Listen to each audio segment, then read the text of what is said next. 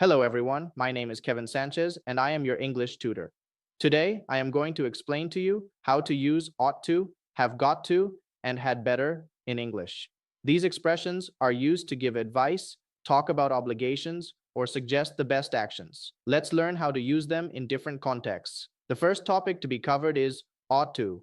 We use ought to give advice or talk about what is the right thing to do. Example, you ought to eat more vegetables. It is a good idea or the right thing to do. He ought to study for the test. It is wise for him to study. You can use ought to when giving polite advice or suggestions. To create examples with ought to, follow this structure. Subject plus ought to plus base verb. Examples, I ought to call my parents. She ought to rest today. Now let's study have got to.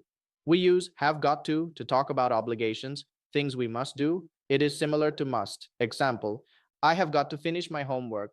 It is necessary for me to finish it. You have got to wear a uniform at school. It is required. To create examples with have got to, follow this structure. Subject plus have, has got to plus base verb. Examples, they have got to arrive on time. He has got to practice every day.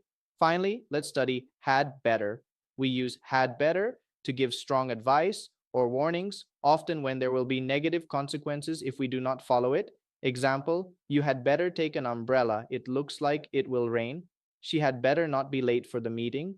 To create examples with had better, follow this structure, subject plus had better plus base verb. Examples, I had better call her now. They had better study for the exam. Remember, ought to, polite advice or suggestions. Have got to, obligation, something we must do. Had better on strong advice or warning, usually to avoid problems. Thanks for watching this short grammar video. If you have any questions or doubts, please feel free to let me know. I will be really happy to help you. I will see you in our online class on Google Meet.